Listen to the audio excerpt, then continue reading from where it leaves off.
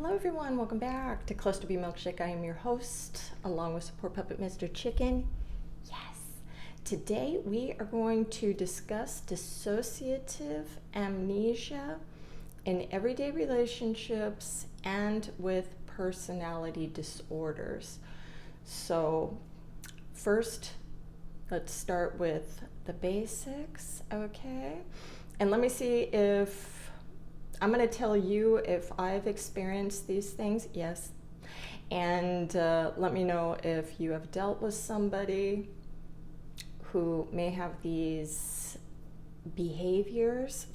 What the fuck do we call it? If their brain is malfunctioning, or if you deal with these things within inside your own brain jello. Okay? All right. So I don't remember that happening. Some might genuinely not recall intense arguments, abuse they inflicted or experienced, or even major life events. They're not gaslighting you, okay? Acting like nothing happened after a fight. You've dealt with this before, I am sure. They have an argument with you, they don't give a shit afterwards, they just want to move on. This is why bringing up old arguments is a no-go, okay? Because they're not even going to remember or have the memories of why you were upset in the first place or why they were even mad. Because don't forget, narcissistic people, other cluster Bs, they will come and attack you as well, or become defensive with you over criticism or something like that, and then they don't even remember why they were pissed off. But they will get angry if you remind them, okay? I have even not even remembered what the hell we're arguing about while in the argument, okay? It's like, I don't even know what we're arguing about. Let's just drop it. Also, you may find yourself searching through old text messages just so you can show them proof, okay, of whatever it is they have forgotten, all right? Confusion around identity or timeline. They might mix up dates, forget parts of their childhood, or feel foggy when asked to recall their past. Of course, you're not going to know if this is real or not. Only the person who you were talking to, they know if their memory is being mashed potatoes, okay? I have mixed up dates all the time and timelines. So if it was, the whole relationship of my whole life, I'm not going to remember what year it was or what actually happened during even, okay, this is funny. When I was looking up old things that were tallied in the register, you write out checks, you do your ATM, you're writing the things out. And there was two gas tallies in there, and I went and bitched at my husband. I'm like, what the fuck is this shit? Why'd you have to get gas on the same day? And he's like freaking out and everything. And he looks at the dates and he got angry and he's like, look at the date. And it was when we went on a car trip together and we had to fill up twice. So, I'm here jumping to conclusions. I'm not remembering things that we have done or dates or anything, okay? Then we have avoidance without realizing it. They steer clear of certain places, people, or topics without knowing why. Their body and behavior remember, even when their mind doesn't. Now, this would happen to me driving by schools. I used to get a panic attack because when I would go to school, I would have separation anxiety. It did not feel safe to me. And I remember feeling this way very early in preschool as well. So dropping off my kids at school or even driving now by a school as an adult, I feel very uneasy. Now, in the past, if I was not digging into the reasons why, I wouldn't know why I'm having a goddamn panic attack, but I know now, okay? All right, emotional relations that don't match the moment. An intense outburst or withdrawal that feels out of proportion could be a flashback to a memory they don't consciously have. The past bleeds into the present. Now, I tell you guys this all the time, that you do something, say something. It could be something that our parents used to say to us, and we are going to react to you from the feeling of the past into the present. This can even happen during the week. One time I had a commenter say something very minimizing, that all relationships should be easy. Now, if you're saying that bullshit on a channel about mental disorders, and you telling me that relationships should be simple, you're a fuck, okay? A few days later, my boyfriend at the time said the same exact thing to me. And this was in the beginning of our relationship. And I ripped his throat out. I was breaking up with him that day, okay? And it was because I was holding a resentment towards that commenter on what he said to me. All right? Okay. Emotional unavailability. They've blocked relational trauma, and don't fully understand why they can't connect. So you are going to be blamed for not being good enough, okay? Or they don't think they love you because you don't trigger a trauma bond in them, all right? They don't understand that everything in their present moment relationships is related to how they grew up with their parents, okay? Triggers that seem random. They might react strongly to a song, smell, or phrase, but not know why. One time I was taking my ex-husband through the town that I grew up, and we stopped at this one Italian restaurant and I got a meatball sandwich because that reminded me when I was a kid.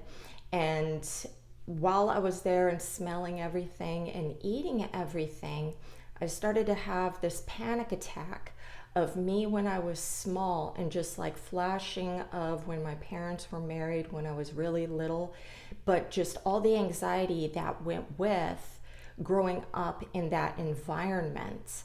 I didn't know what the fuck was happening to me, and I could not wait to get out of that town, okay? Trust issues. When our own memory feels unreliable, it's hard to trust others. They may accuse others of lying, gaslighting, or betrayal, projecting their internal fragmentation outward. Now, I already have trust issues with any partner or person I date, knowing all of this bullshit, because if I do not trust them, and I don't, it would take me a very long time for that trust to be earned. I am not going to believe what they say. If either I'm forgetting or I'm not, I'm always going to feel gaslit by them. I always say that I need to wear a GoPro on my fucking face just so I can have my own backup memory system. I would be down for that shit, for real.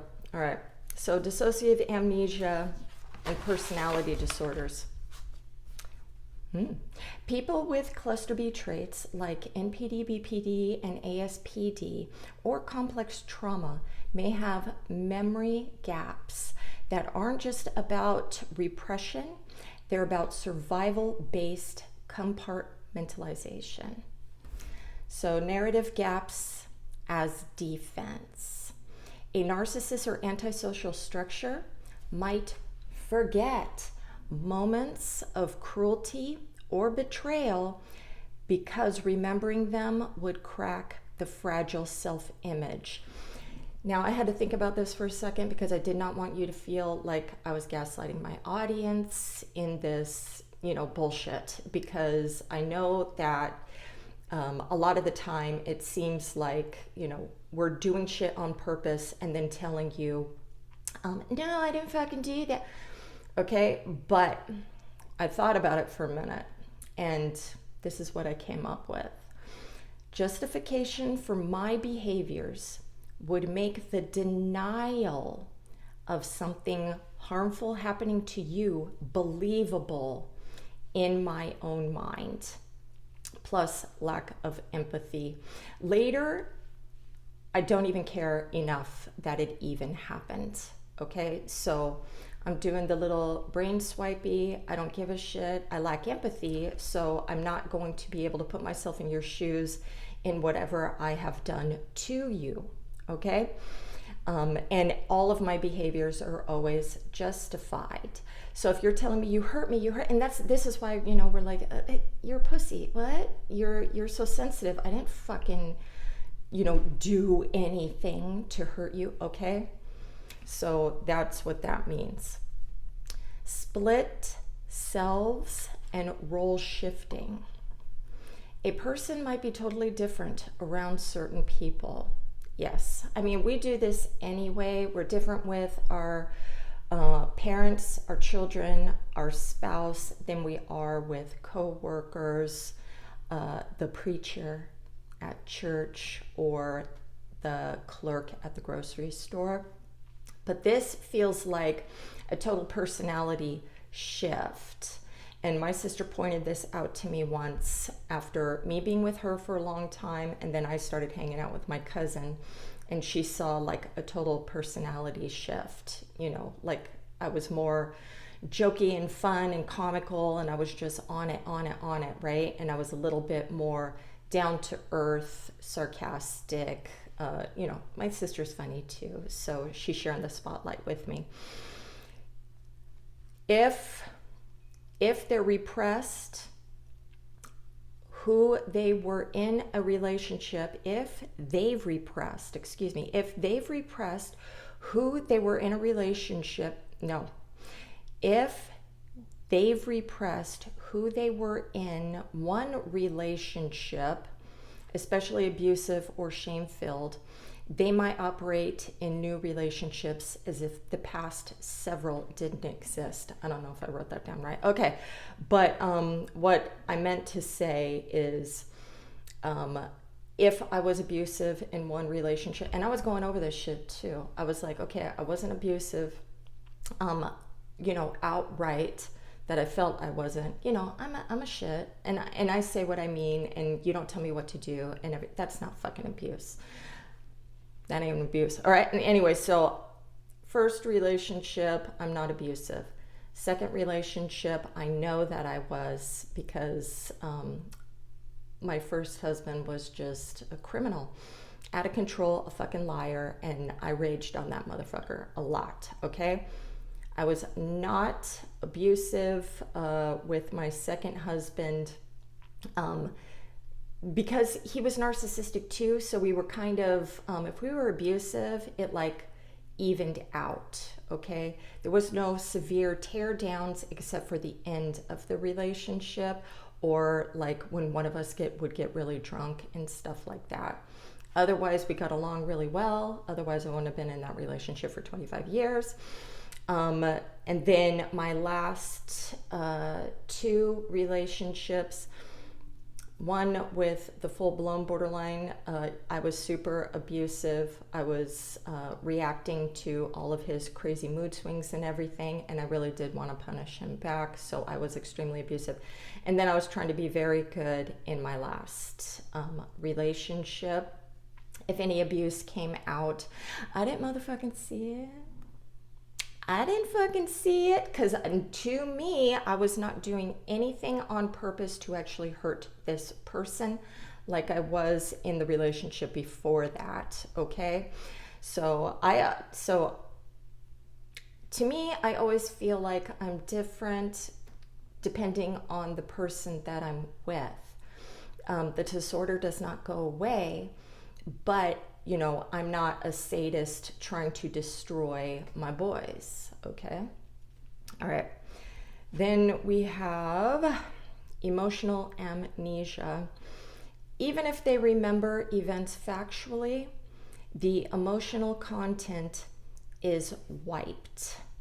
So I can talk about traumatic events that happened in my life and feel no emotional connection to it, unless I'm watching a movie that reminds me of, the past when I was little, and I'm having like a, but otherwise I don't have any emotional connection. I don't feel anything.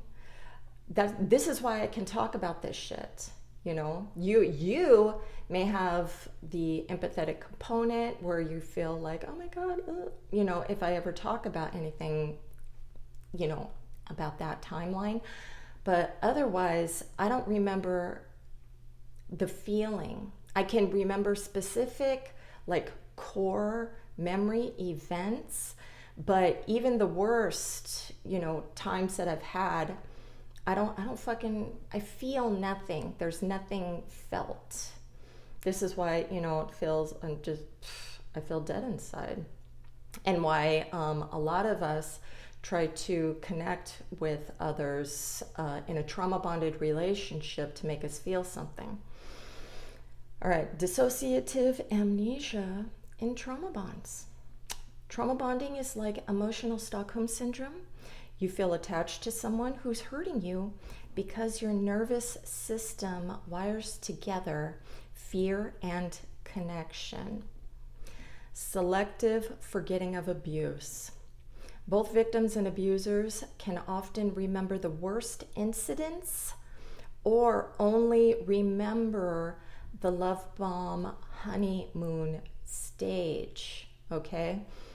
Even I, okay, will compartmentalize the bad and the good, or the good and, get rid of the bad. One thing that I do like doing is, if I do want to forget my partner, I will erase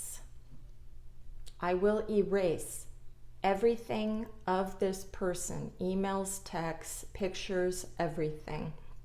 And whatever my memory wants to come up about them, that's what's going to come up. And it's usually over time, it is not good.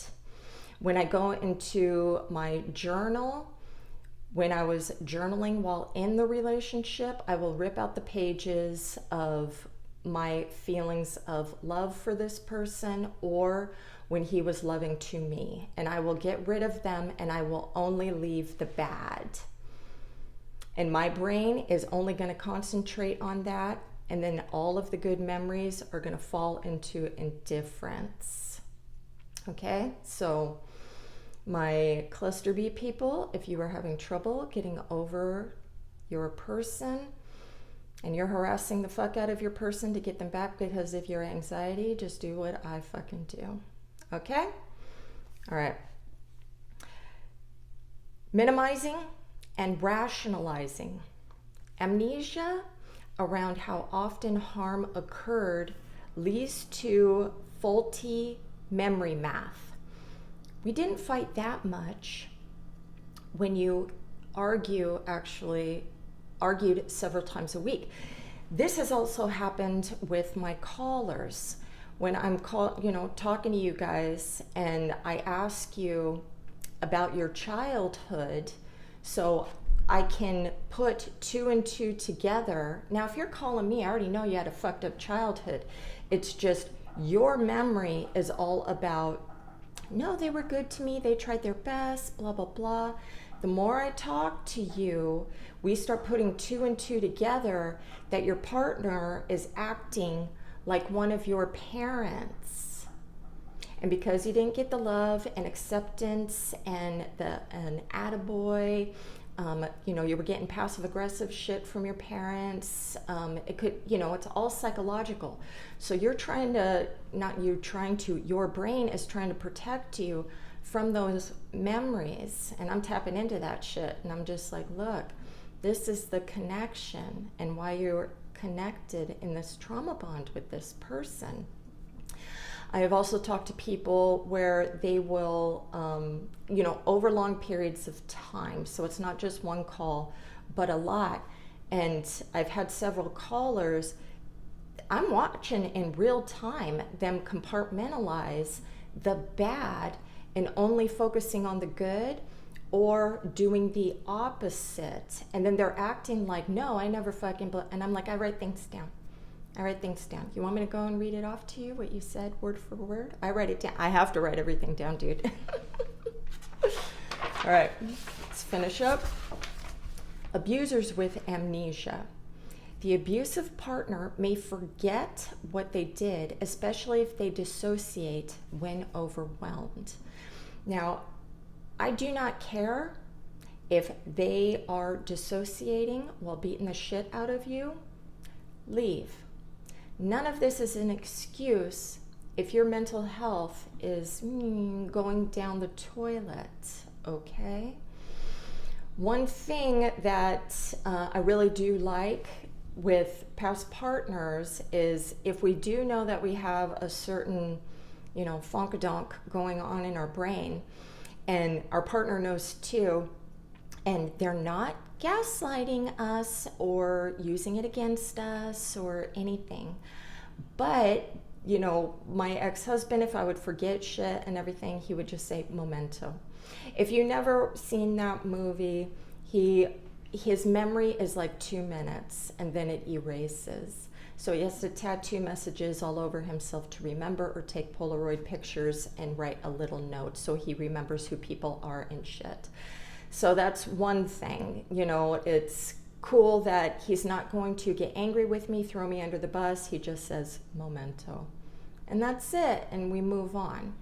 So, yeah. Anyways, let's continue. All right.